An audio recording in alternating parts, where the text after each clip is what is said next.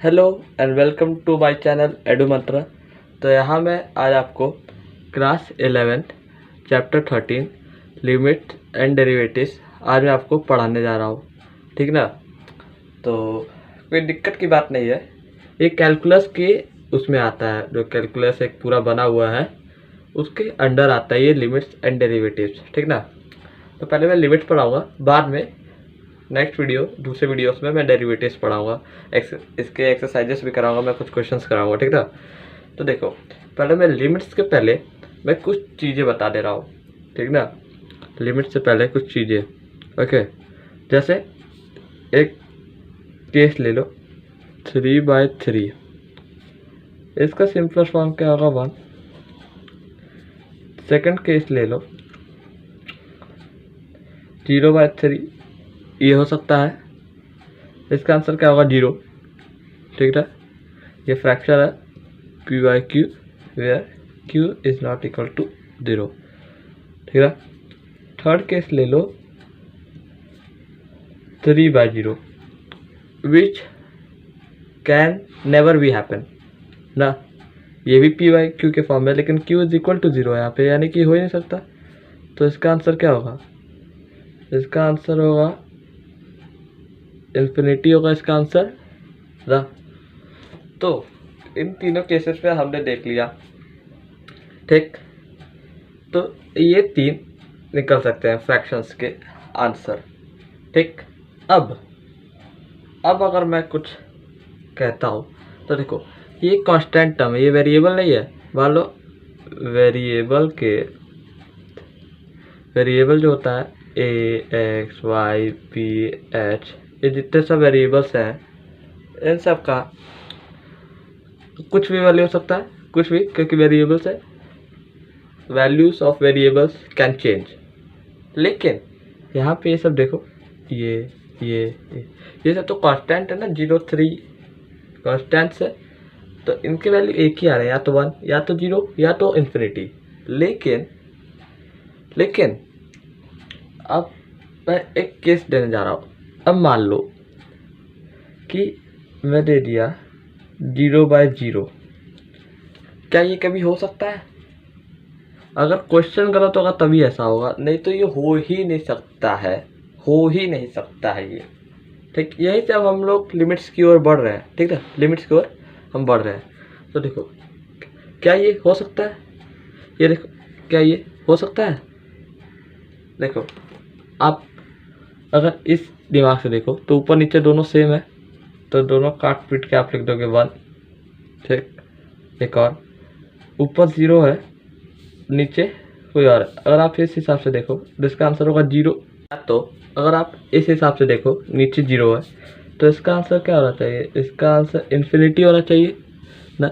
ये कांस्टेंट 0, लेकिन इसके आप देख रहे हो 3 आंसर्स आ रहे हैं, तो ये आंसर आएगा ना, ठीक। लेकिन ये कांस्टेंट है, कांस्टेंट के 3 वैल्यूज तो हो ही नहीं सकते यार, यानी कि इसी में कुछ गड़बड़ है, ठीक। तो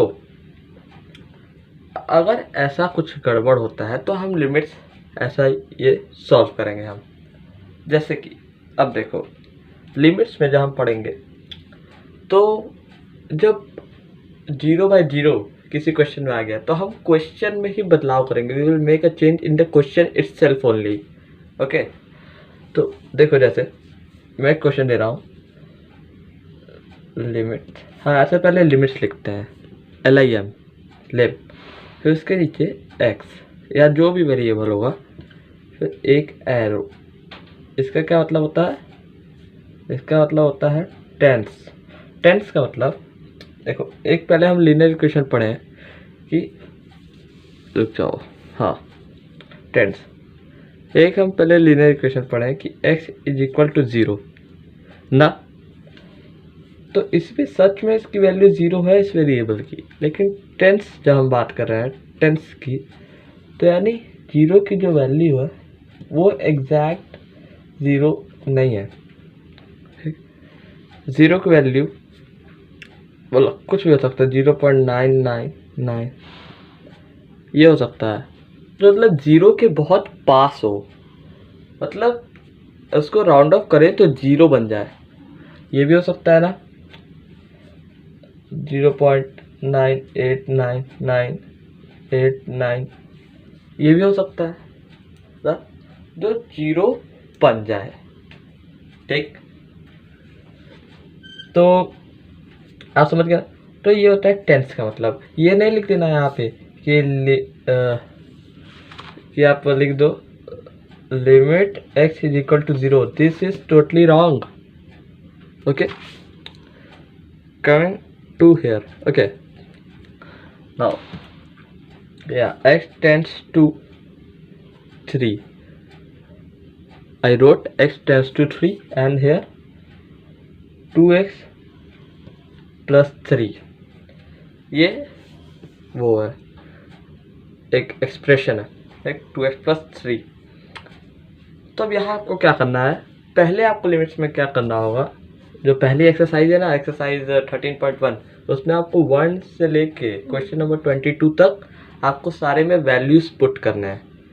ठीक है, सारे में वैल्यूज पुट करना है। तो पहले देखो, ऐसे लिख लो, value at x is equal to 0, ये लिखोगे, ये अलग से लिखोगे, ये क्वेश्चन तो ये है टेंस, ठीक है। आप लिखोगे value at x is equal to 0, फिर x की वैल्यू इसमें डाल दो, 2x प्लस 3, अरे 3 है ना, सॉरी यहाँ से ले लिया, x is equal to 0, 2 into 3 plus 3, 6 plus 3 9 हुआ ना। तो यहाँ देखो हो गया ना, 9 आ गया। तो 0/0 अगर आया होता, इफ द आंसर, ये मैं आपको बता रहा हूँ, लिखना मत कहीं, आंसर वुड कम 0/0, देन इस क्वेश्चन में कुछ गड़बड़ी। हम इसको सिंप्लीफाई करते हैं। पहला तरीका क्या होता है, पहला तरीका, 2 तरीके होते हैं इसके, ठीक है, 2 तरीके। एक पहला होता है, तो दूसरा तरीका होता है कि आप आइडेंटिटी यूज़ करो। आइडेंटिटीज मैं बताऊंगा, ठीक है, इसमें भी आइडेंटिटीज होती हैं। जैसे एक आइडेंटिटीज हो गई limit theta tends to 0 sine theta upon theta is equal to 1, इसका वैल्यू 1 होता है। एक और हो जाती है limit theta tends to 0 tan theta upon theta में 1। एक होता है limit theta tends to 0 1 minus cos theta upon theta is equal to 0। तो ये इसके बारे में मैं सब आगे बात करूँगा, ठीक है। तो आप देख लो, पहले ये हो गया, ठीक। अब 0/0 मैं दूसरा आपको केस दिखाता हूँ जिसमें 0/0 आ जाए, ठीक था। तो देखो मैं दूसरा केस दिखाता हूँ आपको। जैसे कि आप ले लिए एक क्वेश्चन सोचो, और लिमिट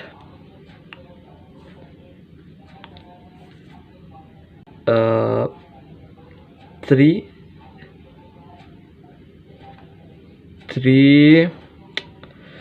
2x अपॉन, तो देखो वो वाला क्वेश्चन अच्छे से बन नहीं रहा था ना, तो ये आपके बुक में है जिसका 0/0 आ जाएगा, ठीक था। मतलब आपको दिखाने के लिए कर रहा हूँ, ठीक था, इस वजह से मैं इसको लिया हूँ।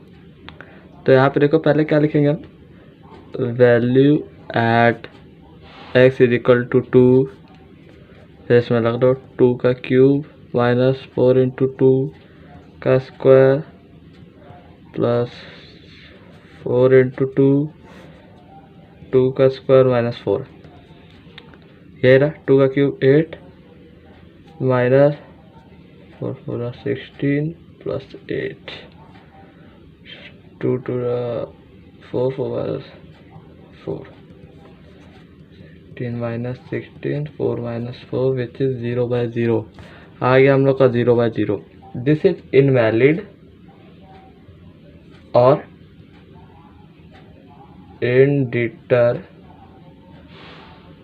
इनडिटर्मिनेट, ओके, ठीक था। तो अब हम लोग को इसको सिंप्लीफाई करना होगा, क्वेश्चन को सिंप्लीफाई करना होगा। पहला मैंने क्या स्टेप बताया, पहला तो होता है सिंप्लीफाई, दूसरा आइडेंटिटीज। या सिंप्लीफाई, और तीसरा भी एक होता है लेट, हम उसको लेट मांग लेते हैं किसी वैल्यू को, मैं आगे बताऊंगा, ठीक है, आगे है सब सारे क्वेश्चन है, ठीक है। एक्सरसाइज 13.1 में 13.2 से सारे डेरिवेटिव्स के हैं, ठीक ना। तो पहला सिंप्लीफाई नहीं होता है वो, फिर आइडेंटिटीज ये भी नहीं होता है, फिर आता है आपका लेट, ठीक ना।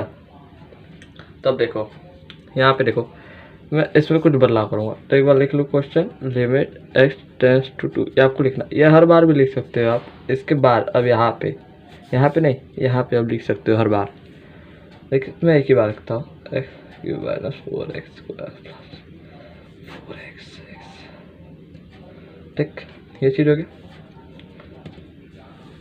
तो अब मैं इसको सॉल्व करूँगा, तो यहाँ मैं देखता हूँ जो कॉमन आ रहा है, पहले मैं कॉमन बाहर निकाल देता हूँ, x² - 4x + 4, ये देखो ये x - 2 और x + 2 के फॉर्म में है कि नहीं है, ठीक। आइडेंटिटीज आप लोग पढ़े हुए हो, ठीक ना। तो यहाँ पे ये तो आप करे लेंगे, आइडेंटिटी से है x² - 2 का स्क्वायर, क्या आइडेंटिटी से ना, a² - b² = a - v a + b। तो यहाँ पे देखो क्या बन रहा है, x² - 2 का स्क्वायर, तो x - 2 x + 2, तो यहाँ पे हमने ये चीज़ लगा दिया, ठीक ना। अब इसके आगे देखो, यहाँ पे हम देख रहे हैं कि ये तो यहाँ पे स्प्लिट हो सकता है यार, मिडल टर्म स्प्लिट हो सकता है यार, हो सकता है, वाह। तो अब यहाँ x² 4, ओके, तो ये कैसे बनेगा, 2x - 2x + 4,